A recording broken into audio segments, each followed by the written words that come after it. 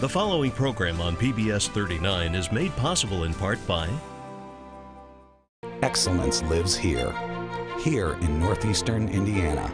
It's reflected in more than 200 nationally recognized degrees. It drives our Division I sports. It's alive in our campus life. Excellence has a name, IPFW. Around our campus, around the country, around the world. Excellence lives here. Indiana University, Purdue University, Fort Wayne. One university, two great names. For nearly 60 years, Arts United has worked to bring the rich, diverse talents of our region together through support of the arts, socially, culturally, and economically. Arts United, providing a home for the arts in Northeast Indiana.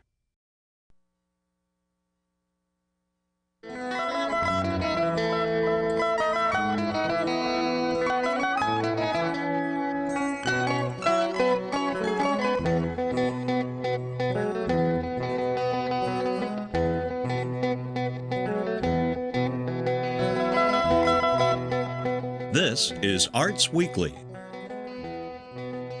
Arts Weekly is produced in cooperation with the College of Visual and Performing Arts at IPFW, offering degrees in fine arts, music, theater, and visual communication and design. Welcome to Arts Weekly. I'm John O'Connell, Dean of the IPFW College of Visual and Performing Arts. In the second half of the show, director Jeff Casazza and actor Chance Parker from the IPFW Department of Theater will be here to talk about their spring play, Gint, opening February 21st. But first, I'm joined by Tom Riebenschneider of the Bach Collegium and Jonathan Bassaro of the IPFW University Singers, who are here to talk about their collaborative concert taking place Sunday, February 16th. Gentlemen, welcome to Arts Weekly, and thank you for joining me. Thanks for having us. Thank you. I must say that the Baroque Festival, which is what we're talking about today, it was one of my favorite activities last year. It was a great surprise to me to come to a church on a Sunday evening and hear some of the most incredible instruments and have voices 360 degrees around me in balconies. It's an incredible experience, and here you are doing it once again. And so, Thomas, tell me a little bit about the history of the Bach Collegium. The Bach Collegium started 12 years ago by Dr. Daniel Reuning, and it was his goal to present music, particularly of Bach, but also from the Baroque period and other periods, in the style that it probably was performed when it was written. So that means using period instruments and singing in a style that represents, you know, a Baroque kind of approach to the singing. Do we have evidence of how it was played? How do we know what that period is? I mean, because we're talking about 1700s to 1800s. In this case, in this concert, we're talking about 1500s. 1500s. To 70s, so it goes a wider space even than that. What was the Baroque period? It starts in the late 1500s. Oh, okay. Yeah. I didn't have my history right. Yeah, it's a long I hope there's no students of history watching me right now. Well, we know from written evidence, from treatises and documentary evidence from the churches where these people worked and where they performed. And there's also clues in the music, I think, too, as well. So that's where we get our ideas about what to do. And are you a musician yourself? Yes, I am. I am the organist at Queen of Angels Catholic Church here in Fort Wayne. I direct Fort Wayne Mentor Corps, and so I have my hand in several things musical. How long have you been involved with the Bach Collegium? I think about 10 years. What got you started? What made you sort of think that this is where you wanted to participate in? Well, Dr. Reuning called and said, you know what, we'd like for you to be president of our board. And I said, you know what, I think I might like to do that. So that's I wish that most board directors would answer that question that easily. Well, that's terrific. Yeah. Jonathan, you're with the IPFW University Singers, and you are joining with the members of the Bach Collegium for a joint collaborative concert. Correct. And this isn't the first time it's happened. We also collaborated with the Collegium last year, so this is the second time. And what we get to do is we get to take our two different ensembles and we put them together. Well, we put them together in a way. We are doing music that features double choir, which means this music was written to have two choirs.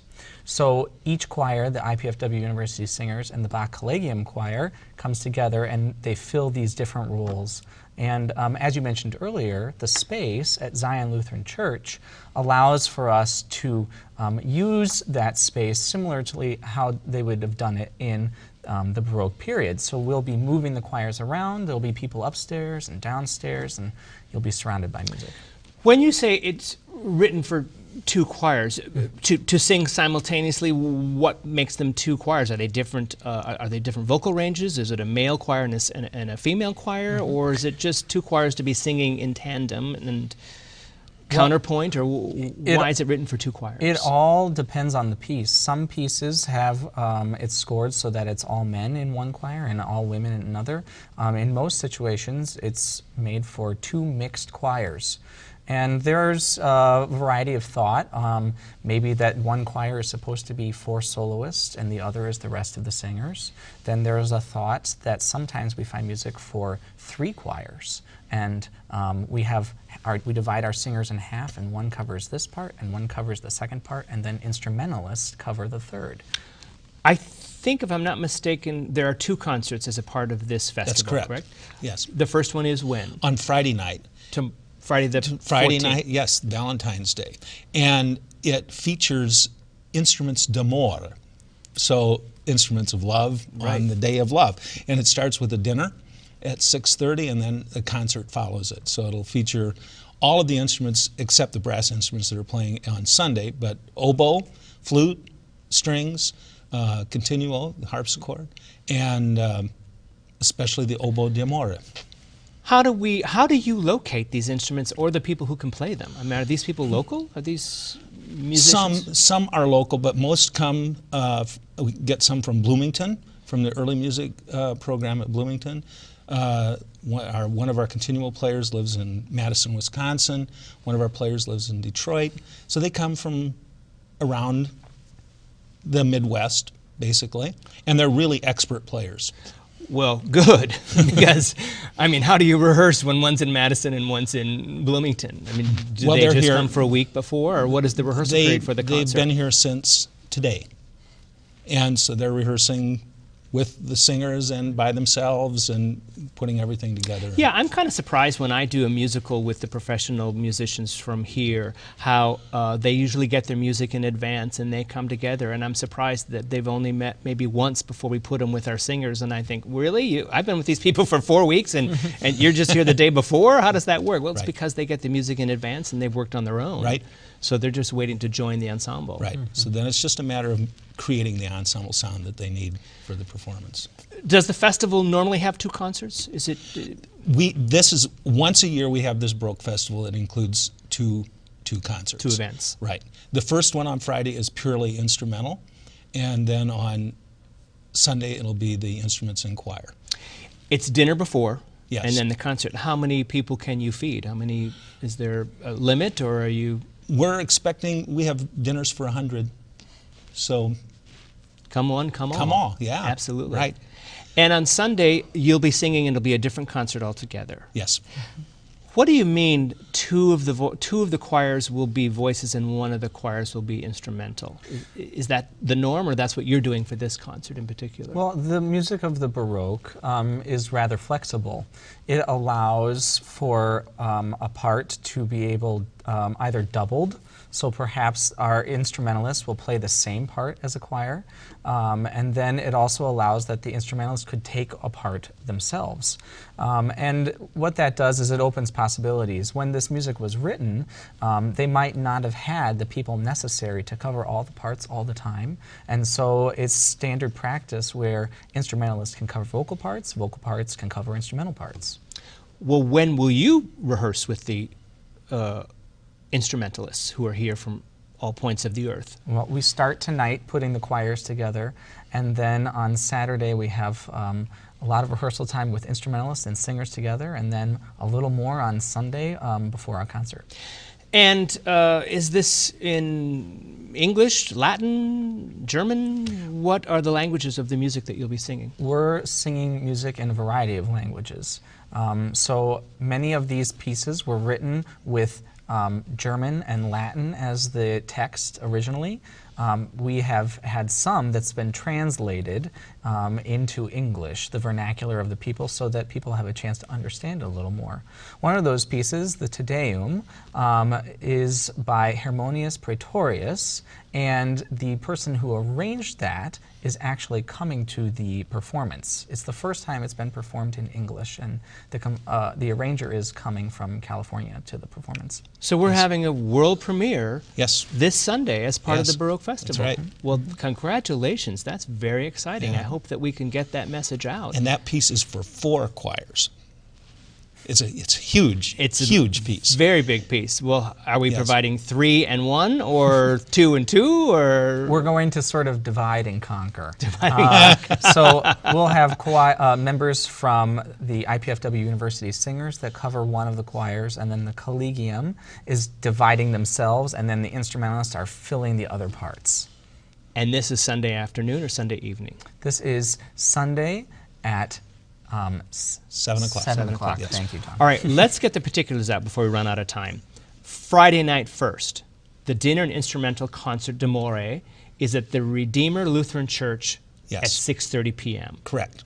That includes dinner and the concert. Yes.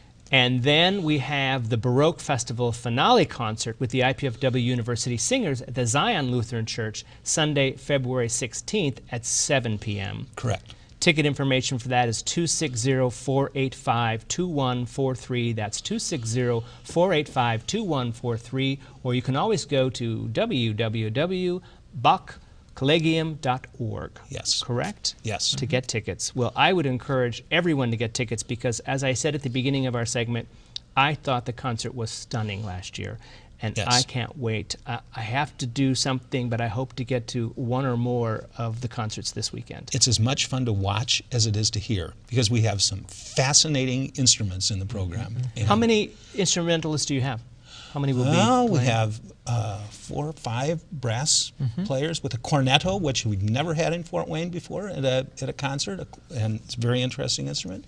Then we have Baroque oboe, Baroque bassoon, recorder, strings, 3 strings, and then continuo with the bass and the cello, and we have gambas, viola gambas. Oh. So it's a wide assortment of harpsichord. Professor Melanie Bookout plays the viola Yes, gamba. she does. And she'll be playing on Well, Sunday. gentlemen, good luck. And you've got a lot of work ahead of yourselves in the next 3 days. But I know it will pay off, and it'll be a wonderful experience for everyone who attends. Thank you for joining me on Arts Weekly. Thanks for having us. After this short break, we'll hear more about the IPFW Department of Theater's production of Gint. So please take this minute to view our performance calendar of what's coming up in our area. We'll be right back with Chef Casazza and Chance Parker.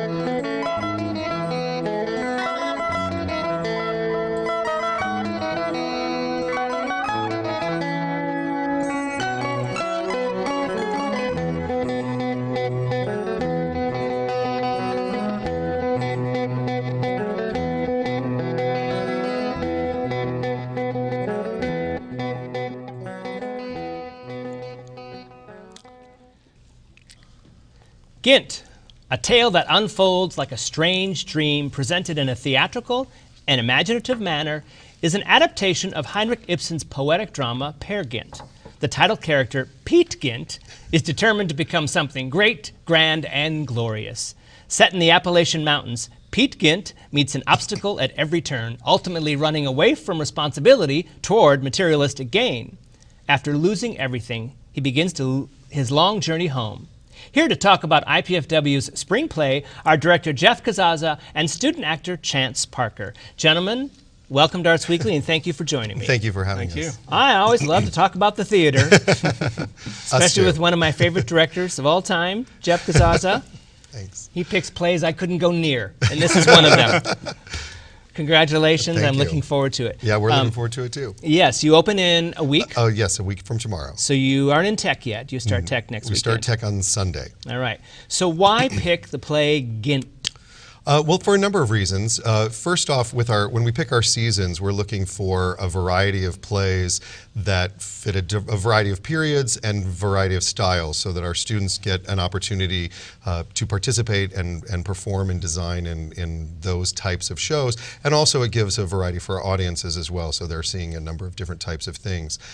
One of those things is classical plays, and Peer Gint, Ibsen's Gint, is different than what most people think of as from Ibsen. Most people think Doll's House, Hedda Gabler, all the modern drama stuff. This is before that, and he was writing epic plays that are much more like Shakespeare. So this play is written in verse, but it has a very contemporary quality. And that was one of the reasons why we picked this play, because Romulus Linney made an American version of the Norwegian play Peer Gynt.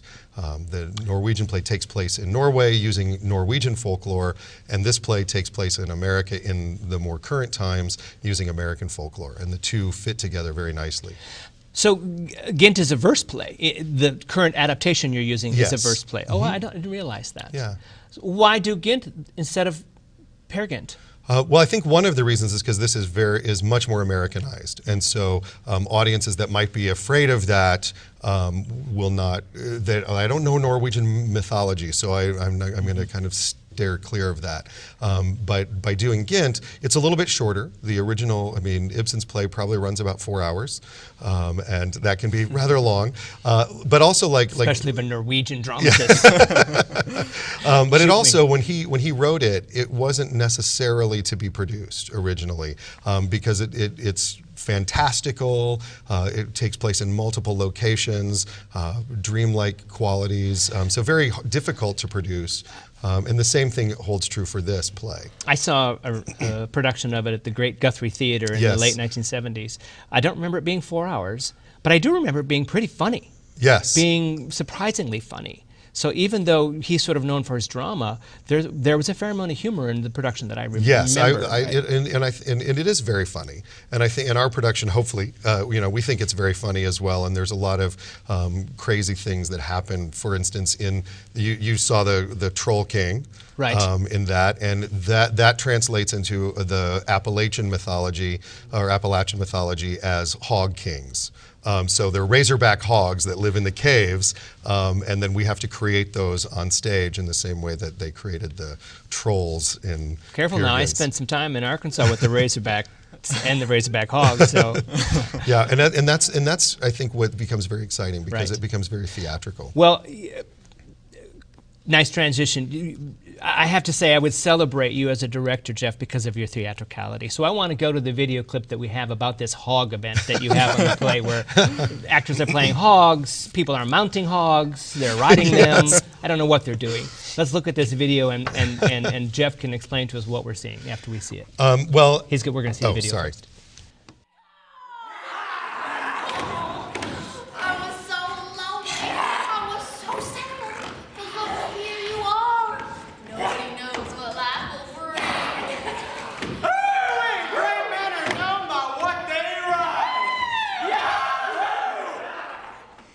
Like I said, Jeff Casazza play.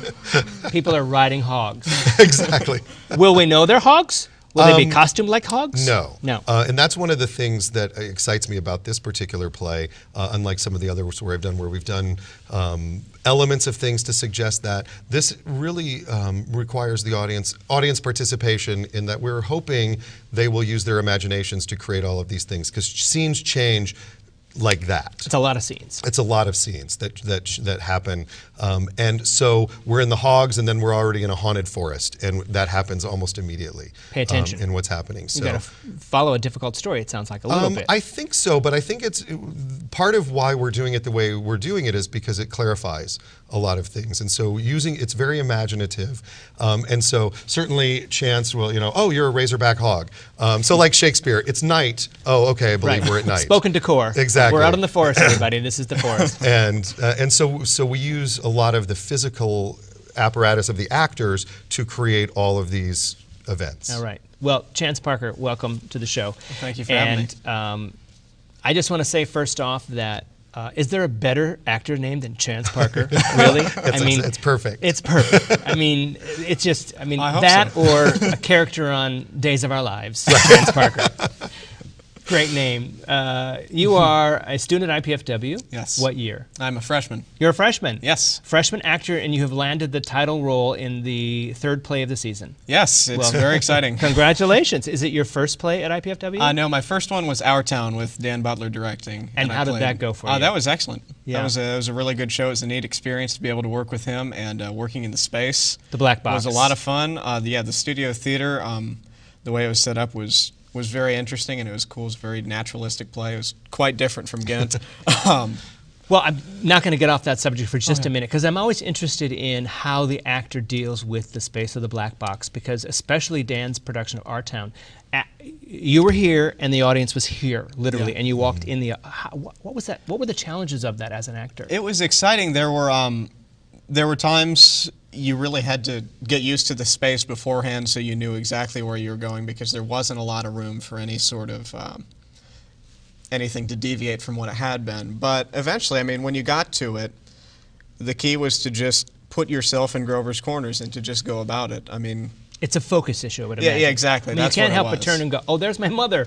Right. I better not look at my mother right now. Yeah, Yes. it's got to be difficult. yeah, Yeah. It was rough at first, but it became easier, and pretty soon you fell right into Grover's Well, now you're in a corners. Jeff Casazza play, Yes. which is probably the complete opposite of a Dan Butler experience, in that he has you screaming and wailing and mounting yes. people who are hogs. Yes? I'd say you summed it up pretty well. I did. Welcome to Gint. Yes. So you're playing Pete Gint. Mm-hmm. It's a bit of a tour de force, I would imagine. Are Yeah. you not in every scene? Yes, I am. You are the Very storyteller. few of them I'm not in. Yeah. And there are something like 12 to 14 scenes. Yes, quite a few. And within those scenes, there are actually multiple scenes. Like the second scene is kind of like, we call it the wedding scene, but there, in about 12 pages, there are about 12 scenes of seeing this part of the wedding, this part of the wedding, and we see it from different points of view. And the same thing happens in the last scene of the play. I think we have a video of the bride scene or one of the wedding scenes. Let's go to that second video. I want to look at that and get an explanation from Chance as to what's going on.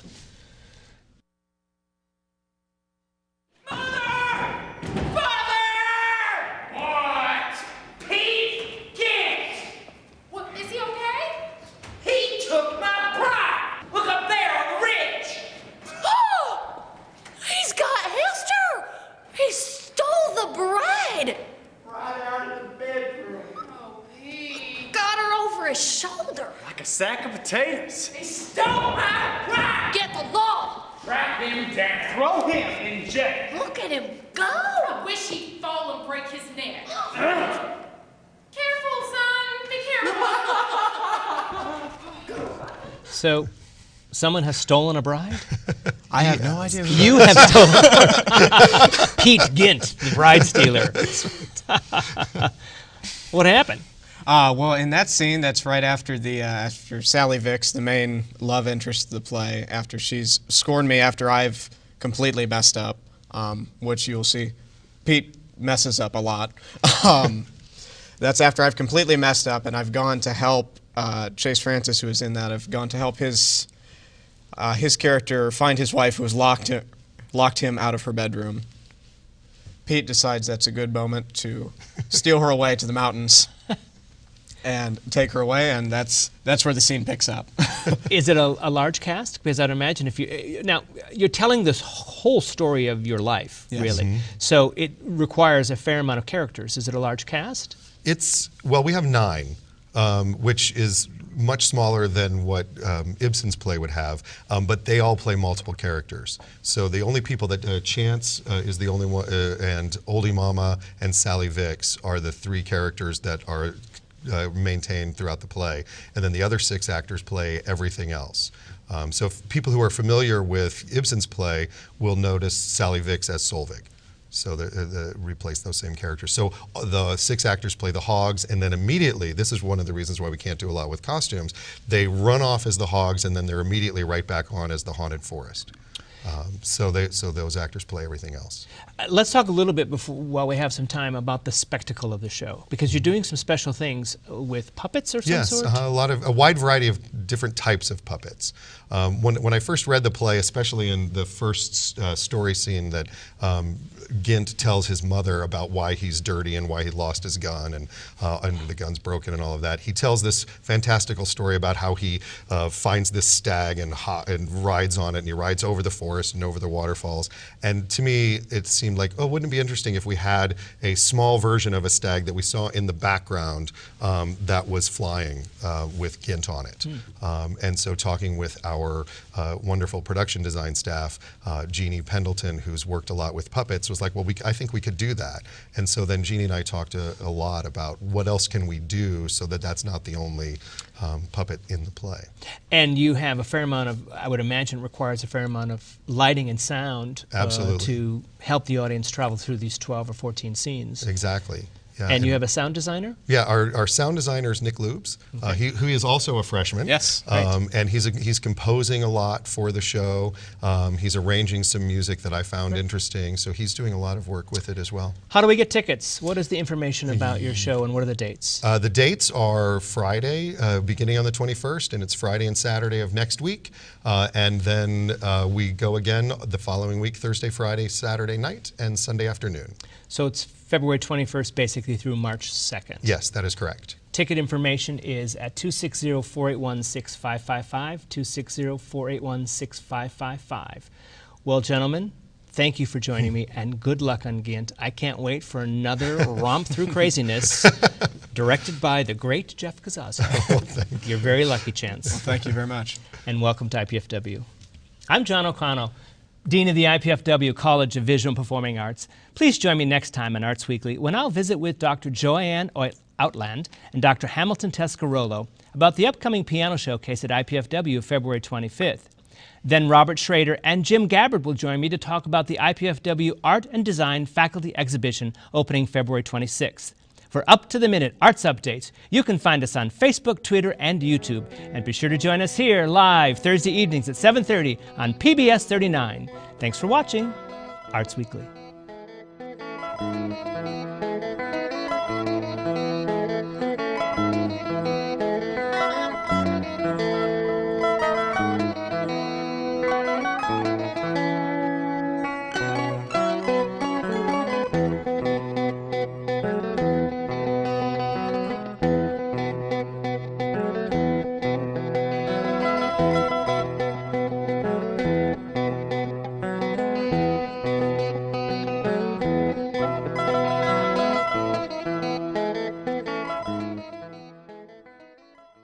The preceding program on PBS 39 was made possible in part by Excellence lives here in northeastern Indiana. It's reflected in more than 200 nationally recognized degrees. It drives our Division I sports. It's alive in our campus life. Excellence has a name, IPFW. Around our campus, around the country, around the world. Excellence lives here. Indiana University, Purdue University, Fort Wayne. One university, two great names. For nearly 60 years, Arts United has worked to bring the rich, diverse talents of our region together through support of the arts, socially, culturally, and economically. Arts United, providing a home for the arts in Northeast Indiana.